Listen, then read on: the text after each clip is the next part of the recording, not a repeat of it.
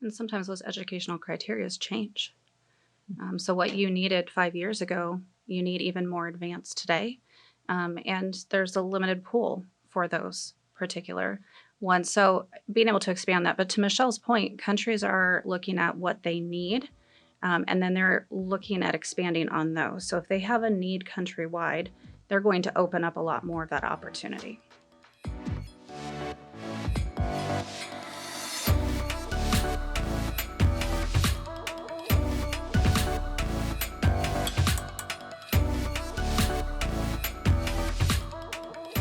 Welcome back to another episode of Relocation Leader. My name is Zach Turbis, your host. I'm here with Cindy Beitel, the Senior Vice President of Global Client Relations, and Michelle Moore, the Chief Global Mobility Officer with NEI Global Relocation. Welcome. Thank you, Thanks, Zach. Cindy, do you want to give us just a brief description of kind of what you do at NEI? Absolutely. So in client relations, we work we're day-to-day contacts with the corporate client contacts. So what we do is we organize all of the data, we analyze, we go to many webinars, we pay attention to what's happening all over the world, keeping abreast of all of the industry changes, what could be coming, what might not actually be coming. And then we use all of that information, the expertise. We work with our client contacts. We understand the direction of their organizations, and then we make recommendations for them about how to take their programs to the next level. Nice. Michelle?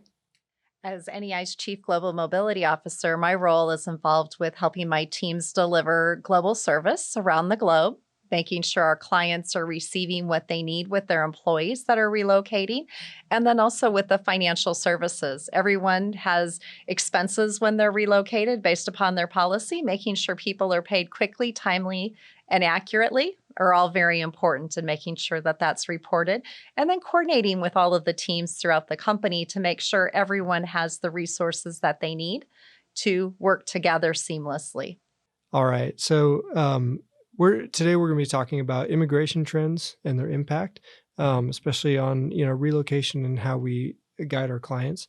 And just a few kind of questions to start it off.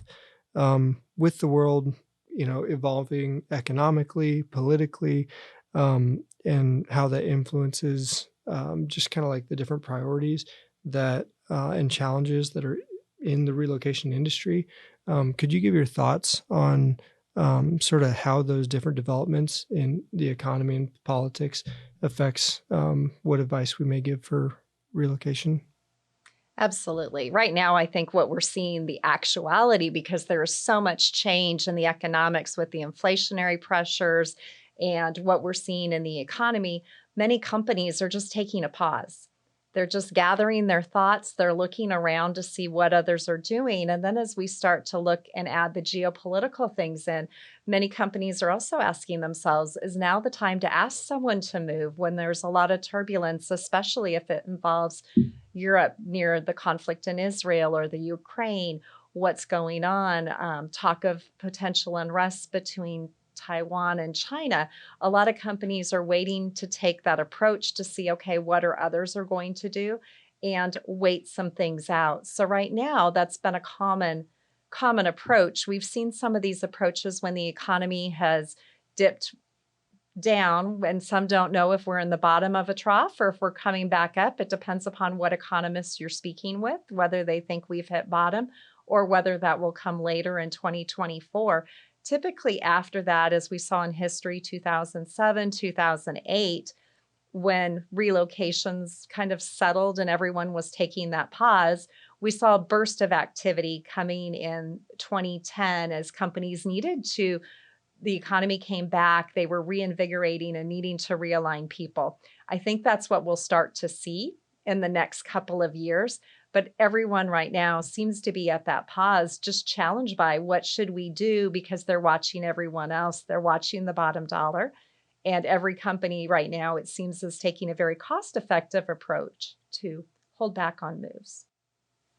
We saw a spurt of that too after COVID. Everything kind of closed down, and it was very difficult to get people into different locations. And when everything started to reopen, there was this insurgence of relocations, getting individuals where they needed to be so these companies could reset, they could start to grow and expand. And now we're starting to kind of see that realignment again. So I think it'll become cyclical. What's your guys' intuition with regards to like, I feel like COVID slowed immigration down to a halt, but then at the same time, our technology, technological capabilities had sort of given people a way to make the process a heck of a lot more efficient, and so it's almost like you have these like counterbalanced, aspects that were working against each other, but now a lot of those restrictions are coming off, and the technologies that we innovated during that time are starting to be refined. So are we looking at more efficient processes going forward and maybe more fluency between nations? In some respects, yes. In some respects, I think that the governments are still working to catch up. There was an awful lot of backlog, and that still is preventing a lot of countries from moving forward. Some it's their budgets, because needless to say, businesses are investing in technology, but a lot of times governments haven't been able to invest in their technology to keep it forward. But I do think a number of countries have come a long way since COVID, that they have updated a number of electronic processes with some robotics and some data entry that goes on. Just having an electronic system alone as they move towards a digital journey rather than everything being a stack of paperwork based has been a huge win for many countries. And so, to your point, some are starting to align and being able to share information between countries. I think we're only going to see more and more of that. Just the timeline maybe isn't going to be on as quick a pace between all country combinations as what people might like, because once you experience how easy it can be with some countries that do allow the electronic filing and to have more digital documents, to then go to a country that isn't quite there takes a little bit more in patience. Yeah. And making sure you have printers available to print things out. Mm-hmm. There's the education side of it, though, as well. I mean, even as you get the technology there and we have more digital solutions, the individuals who are on assignment, who are going into these countries, they need to understand how to fill out the paperwork, what needs to be done in what order, when. So being able to supplement the technology and that submission with making sure that everything's completed properly ahead of time will make that whole process faster as well. So we have to balance the technology and then just the hands-on collaboration to educate. And there's also like that the aspect where we're solving a lot of the efficiency issues, but then as we solve those, and maybe we're using AI to help speed those along, it creates new issues with regards to like data privacy and other things like that. Absolutely. Absolutely. And you talk about AI, that is the latest thing that's coming up in a lot of countries. And a lot of countries, I'm going to use that word again, pause. They've started it, and then there's been concerns brought out with the AI being used. Is there any bias related to that? Is that transparent of a process? How was it programmed? People asking a lot of questions. And most countries do not have laws yet regulating the use of AI or what it can access or what it is doing. So there's been a lot of pause on that to try and right size the technology advances with the laws and regulations around it, making sure that everyone's comfortable with it, and how is the government going to regulate it then? So it creates wonderful opportunities, but just some risk and challenge that goes along with it. Yeah. And verifying that you actually have good data and that it's not being influenced, like you said. So I'm curious, what emerging trends in workforce mobility are currently shaping the future of relocation? We talked about technology. Is there anything else on the horizon? I think one of the biggest pieces is going to continue to be the return to office.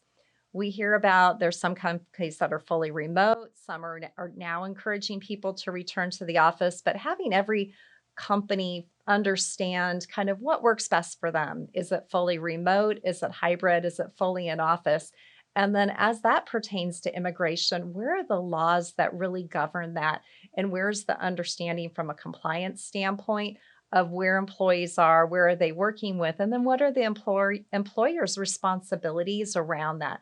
And I think all of that's going to come, but some of that's going to take some time for the laws to catch up, as typically happens with things. Business is adapting to the needs and what works for them.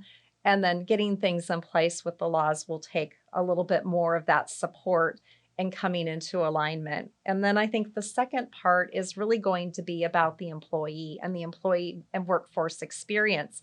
Employees are evolving in their needs and what they need related to not only immigration, but how it works as a total within their job experience. So I think we're seeing, and Cindy, you can probably validate, a shift from companies having policies that are very rigid with very set benefits, and then how people will use those benefits, going more to selections, either by points or dollar values, that you can drive a much more customized approach to deliver the employee, their family, whatever that family structure might look like, being able to really adapt and customize something that really allows the employee to feel valued and appreciated in their own way, with something very, very different than what the person sitting next to them might receive. Yeah. There's definitely a shift in some of the policy design elements from the kind of rigid, one way, long term, short term set policies to the opposite spectrum of full selection and working off of those offer letters. There's a middle ground where we're starting to see this kind of collaboration between the employer and the employee, and blending even tiered approaches. They have to find that size that fits them and that experience. But I do think that there is a shift with employees willing to relocate and to see that potential for professional development. So we're starting to see a trend in having those professional development type leadership rotational programs globally. So can you explain to me then, Michelle brought up the work from home versus, getting people back into the office. Like, where does that dynamic intersect with immigration, and how might companies' policies begin to change and accommodate this new, this new factor? I think a lot of it's going to be governed around compliance. I think the government's still trying to get their arms around what does remote work mean, and if you're remotely sitting in one country, but that work is being performed in another country, who's responsible for that? What country's employment laws does that employee fall under? What holidays should they get? What social insurance should they receive? All of those things, I think, are now the dynamics in play that everyone in governments are trying to sort out, because then the next biggest thing is who gets the tax earned from that work activity that they're doing. So all of those compliance issues are going to start driving the policies. Employers aren't going to want to have to police everything that they do, but in some respects, when it comes down to compliance, they're going to have to. So I think they're going to start to see, and we encourage that today, have a documentation of where you expect your employees to be, where they're at. So there's no surprises where we get the call from you, Nate, and all of a sudden you're saying, yeah, Australia's been great. And we're like, wait a minute, Australia, what are you doing working there? We thought you were just down the street working where your house used to be. And so employers have a responsibility to know where their employees are. And I think there'll be policies that set out the guidelines of, here's your notifications, here's where you can work from. And it might include a list of locations with countries, but it may say, if you're selecting anywhere not on this list, we need to talk and go through that. But I think it's going to be, we've talked a lot about communication. It's the companies communicating, here's what our policy can be or what we can allow, and then looking to work through that. And historically, we haven't had to say, we need to know where you're working, because no one really dreamt that if you weren't in the office, that you weren't just down the street at your house. And now you see the commercials. Bali has great opportunities for working from home. Belize, there's many countries that are putting out there those digital nomad visas and saying, hey, work for my country. But not everyone is recognizing there's a reason and there's a visa that's needed for that. That's good. Yeah, I think that the most common, I get your thoughts on this. Like when COVID happened and they sent everyone to go work from home, people saw that as an opportunity to, hey, I'm just going to work from wherever I want now. And maybe their company was fine with them during that time working states away. But then, as the situation started to change, and, the policy decisions to bring people back into the office, um, those just started to get made. Do we bring them back on our dime, or are we going to ask them to up in their whole life? We're having struggles with employee retention anyway. So what do we do? I mean, I imagine a lot of companies are wrestling with that when they're trying to wrap their arms around those policies. Well, there's a lot to unpack in just what you said there, but when you look at the shift from COVID and everybody working from home, and where could that be? It might have been okay for some organizations at the onset, but once they realized the tax side of it, Yeah. and where the tech nexus lies, that's when some of those started shifting very early in that process, and internal policies were being developed. Now it's that on top of other compliance areas as well. Yeah, pre-COVID, probably no one really thought much about it.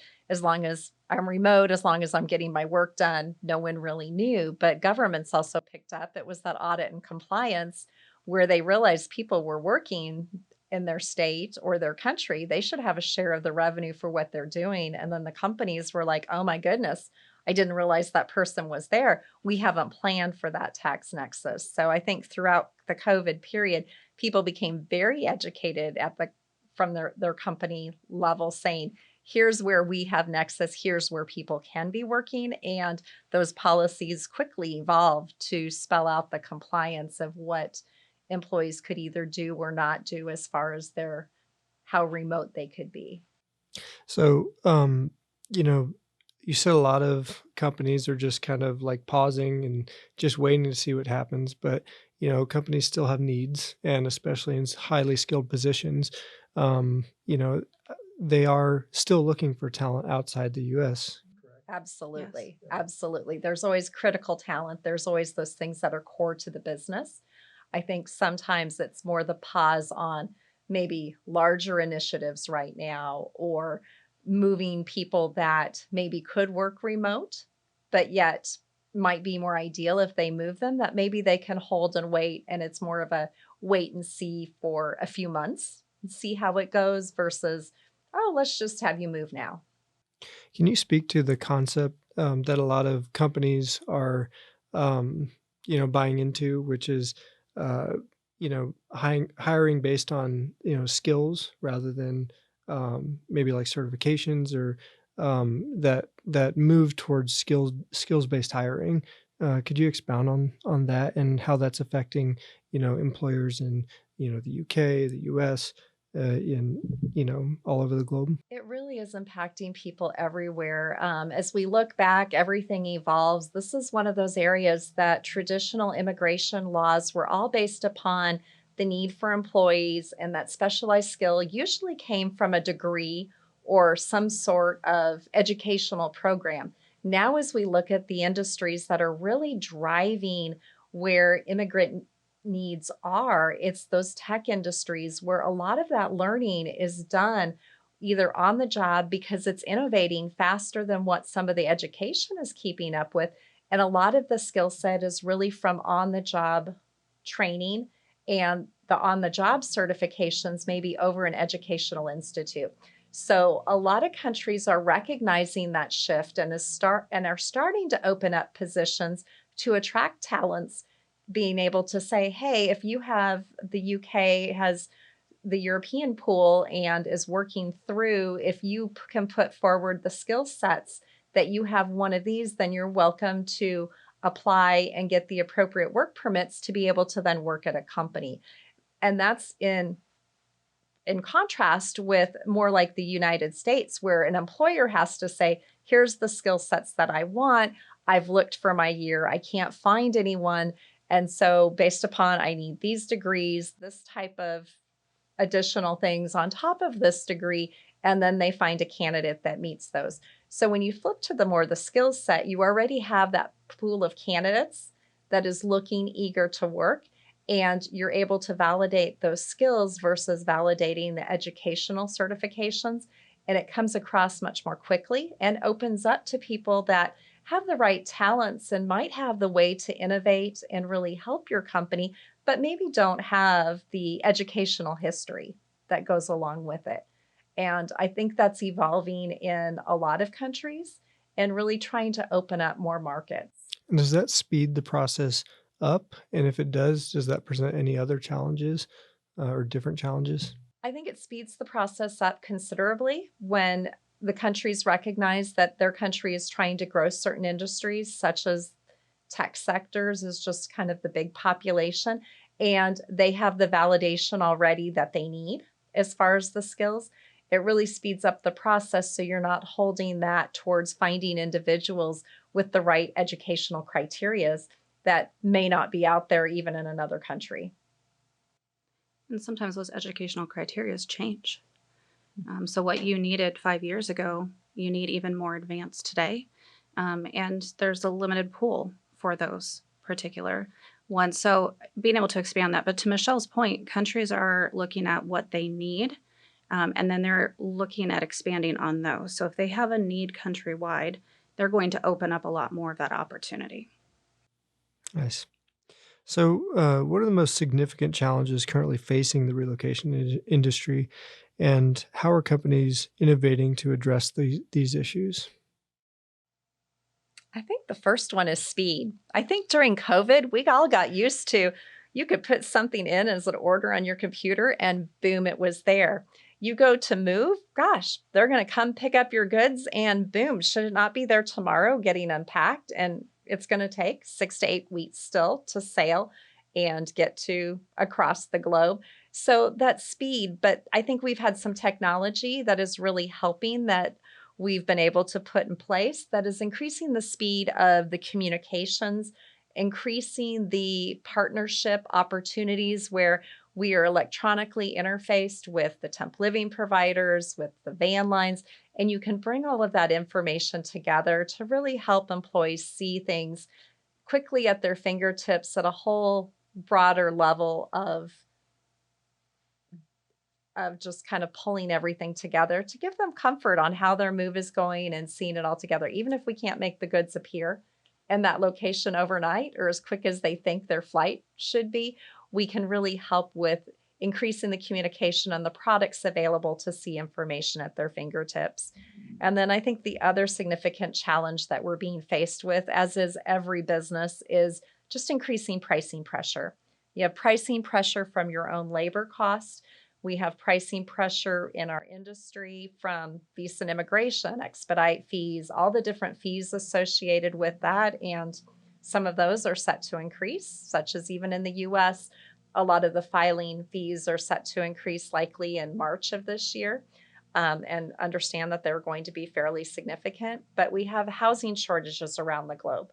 That's making a supply and demand issue for short-term housing and really increasing the cost on that just because affordable housing isn't out there for people. And so to take that up with short-term housing, there's extensive premiums that go on. We got through COVID and all the unbalanced shipping containers that we were paying ridiculous amounts to get a shipping container to ship things to, for example, from the US back to Singapore or to China. And just when we thought some of those prices were going down, now from some of the political conflicts and not being able to transport a lot of goods through the Suez Canal with the conflict going on in Israel, that's now driving container prices and just shipping prices up in general because of the routes that they're having to take. So I think we're all feeling that pricing pressure as well as our clients just in their own fields. So everyone's looking for everyone to be more cost effective. And I think the way that we're all trying to deal with it, at least in the mobility industry, is making sure we're using that customization and right sizing products, right sizing the solutions so that it still may be costly, but if someone doesn't need a full traditional solution, can we scale it back to what they need? Or if they need a more traditional, more expensive approach in one area, is that going to maybe then limit the cost and a benefit in another area? But maybe that benefit they're comfortable with doing on a smaller scale, or it's not going to be as important to them as it is to their family in another area. So we're really kind of working to acknowledge that everyone has cost issues right now and learn how to address and scale to them. Globally, there's always something, right? I don't think I've, in my tenure in this industry, have had even maybe 1 year where everything was just where it needed to be. There's always some part of the process that will ebb and flow. And from a policy perspective, the more flexible you can make those programs, the easier it is to adjust and maneuver through those. She talked about, the housing. I mean, the US housing market has shifted and changed a lot over the last few years. We've got global housing in a lot of different areas and the cost of rental really across the globe. She talked about the household good piece of it, the mortgages, interest rates, ability to, increase credit, the ability to purchase in some countries. All of those things are changing and they will continue to change. So overall programs just need to be adaptable and flexible. If they're stringent, if these are these particular benefits and this is how our policies work, you're going to get some people who will struggle with those changes, how everything adapts and flows. And the more flexibility that you have there, it is going to be easier for the company even to budget and watch for it because those costs change too for them, as well as it is for the employees who are going through that process to have what they need when they need it. Can you expound on that a little bit with, we have a flexible program, but, you can have a flexible program and not know how to use it right and still end up paying premium charges. What's the value of expertise, to come alongside that flexible program to actually make it work for you? Communication. We have an immense amount of training for our team members to allow them to communicate effectively, to really get down to the root of what's needed. Every family situation, individuals, they're going to experience something different. So being able to work with them to really truly understand what is going to make a difference for that person can change from one person to the next person, and it normally does every time they jump on the phone. So being able to have that direct communication with those transferring individuals, that is where it starts. From there, it's understanding how many times is this coming up, and do we really need to look at further adjustments to the program, communicating with our corporate clients to let them know where their costs are shifting and how that's going to impact them. But it comes down to education and communication. We want to have those conversations, help them plan, build those timelines, understand that, well, if we delay on this, this could happen. And being forward thinking with everyone to keep it all in line. Yeah, I think the solution-based also comes from not only the training, but then having good tenured experience with the employees. When they've experienced that, they know how to build upon that. It may not be the exact same situation, but they're in problem-solving mode. They know what's worked, they know what's happened, so that they're just not speaking with someone who's never done this before, never experienced that before. So that tenure with the employees is very important, as well as supplementing that with the training that goes on. All right. Well, I want to thank you, Cindy. Thank you, Michelle, for coming on Relocation Leader. And we hope to have you on in the near future. Absolutely. Love to. Thanks, Zach. Thanks, Cindy. Thank you.